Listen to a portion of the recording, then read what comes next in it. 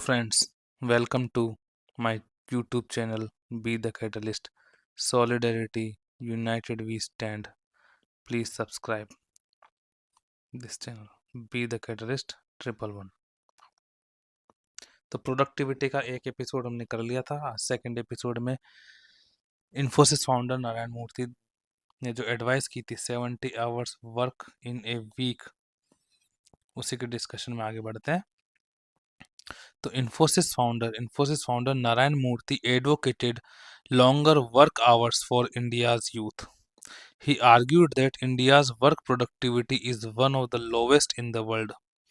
उन्होंने आर्ग्यू किया कि इंडिया की work productivity is one of the lowest in the world. Infosys founder Narayana Murthy advocated longer work hours 70 hours per week for India's youth. He argued that India's work productivity is one of the lowest in the world. ये उन्होंने argument दिया.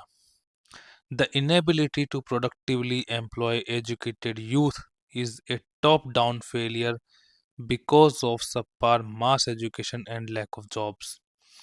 अब ये जो लो productivity है, lowest productivity है, इसके लिए सबसे ज़्यादा फेलियर टॉप डाउन फेलियर है, क्योंकि मास एजुकेशन और लैक ऑफ जॉब्स की कमी है. लैक ऑफ जॉब्स और मास एजुकेशन की कमी है. Educated youth, productively employ educated youth failure हो गया क्योंकि subpar mass education and lack of job की कमी है.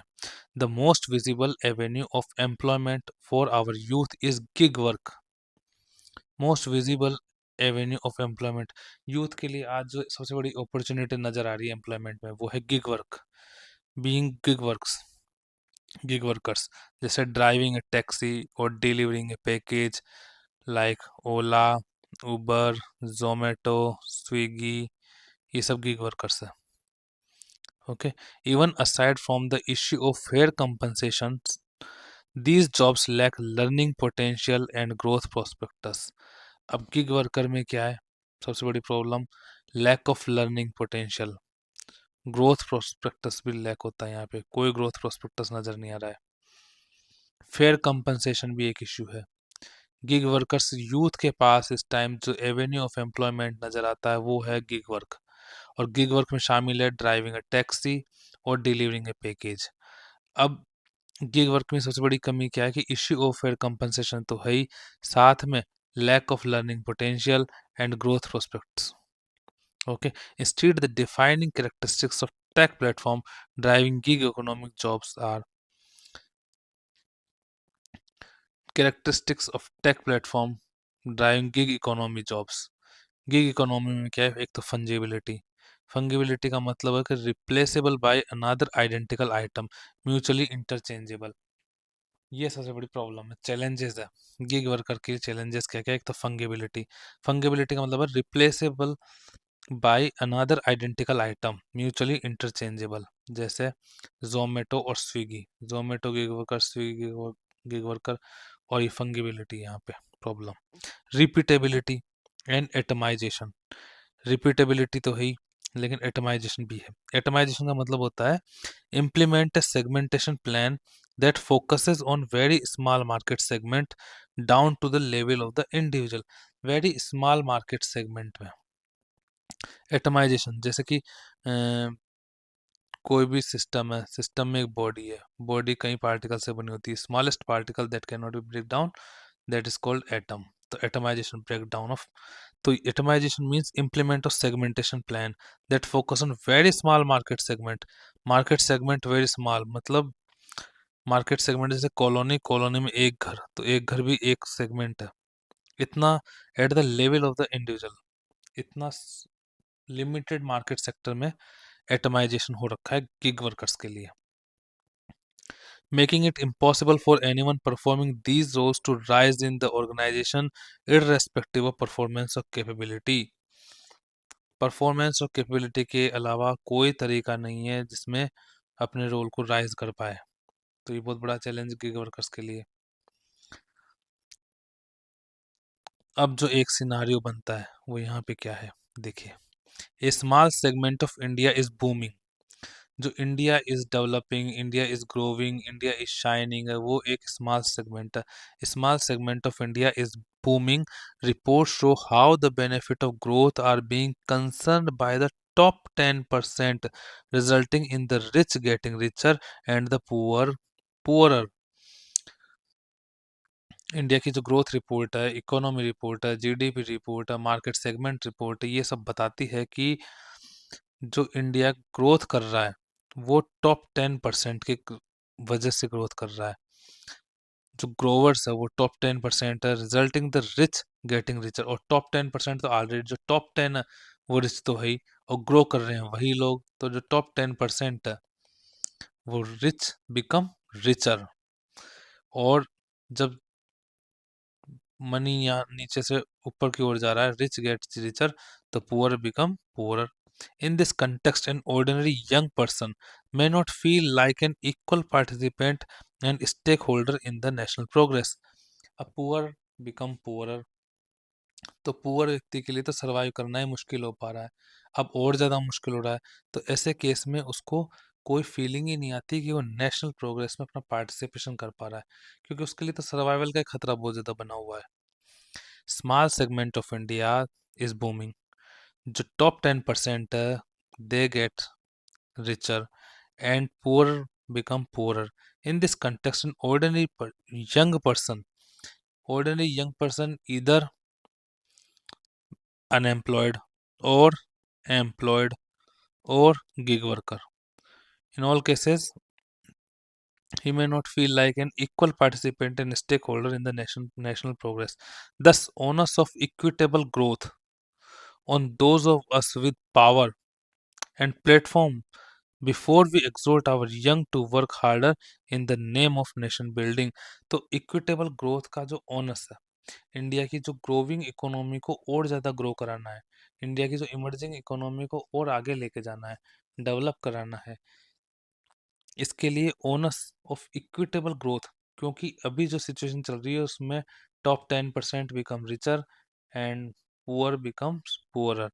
तो onus of equitable growth, onus of equitable growth on those of us with power and platform, जो जिनके हाथ में पावर है और जिनके पास प्लेटफॉर्म है, उन्हीं के पास onus of equitable growth है, न कि exhort our young generation to work harder in the name of the nation building।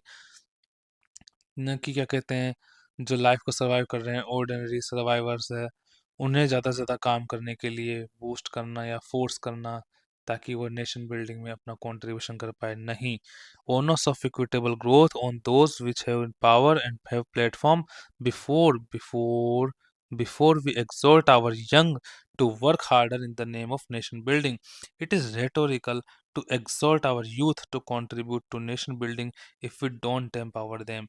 यदि हमने यूथ को एम्पावर ही नहीं कर पा रहे हैं, यूथ को कोई पावर ही नहीं दे रहे हैं, डेलीगेट नहीं कर पा रहे हैं, तो ये बहुत ही हास्यास्पद होगा कि यूथ को नेशन कंट्रीब्यूशन में अपनी एक फीलिंग्स आए, यूथ को ऐसा लगे कि वो नेशन को कंट्रीब्यूशन कर रहा है। नहीं, जब उसको बिल्कुल ही पावरलेस है, जब बिल्कुल ही उसके लिमिटलेस, कोई उसके पास पावर ही नहीं है, अथॉरिटी ही नहीं है, उसके पास फ्रीडम अपने पोटेंशियल को स्पैन करने के लिए उसके पास कोई प्रोविज़न ही नहीं है, तो ये बहुत ही रिटोरिकल होगा to exhort our youth to contribute to nation building if we don't empower them. India's need to improve its productivity. India needs to improve its productivity, and there must be cultural shift. There must be cultural shift toward discipline. तो cultural shift होना चाहिए toward discipline, but equally we need corporate India to have a sharper sense of its responsibility beyond tax monies and CSR project. तो जो Indian youth को empower करना ज़रूरी है, India की ग्रोथ को बूस्ट करना ज़रूरी है, उसके लिए बहुत ज़रूरी है top down approach which have power and platform, और ये होगा कॉर्पोरेट इंडिया से। कॉर्पोरेट इंडिया को sharp sense of it's responsibility पता होनी चाहिए beyond tax money and CSR projects. Corporate India को केवल टैक्स मनी टैक्सेशन करने से और सीएसआर प्रोजेक्ट तक ही लिमिट नहीं है, उनको उतनी ही उनकी रिस्पॉन्सिबिलिटी नहीं है, उनकी रिस्पॉन्सिबिलिटी है कल्चरल शिफ्ट करने के लिए, जिसमें जो यूथ को है, उनका जो स्टाफ है, उनको एम्पावर किया जाए, उनको थोड़ी फ्रीडम दी जाए, और cultural shift toward discipline, discipline करना, shift discipline top down, bottom से तो है डिसिप्लिन, अपर से भी देखना पड़ेगा। What is required is that our top 10% to give our country and move everyone forward।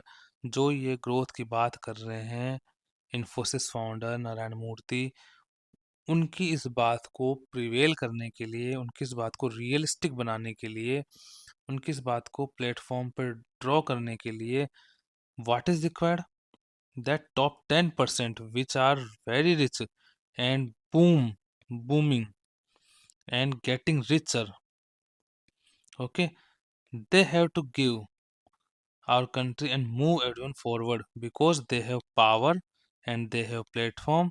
So it is onus onus on the top 10% per people, top 10% corporates to give their country and move everyone forward।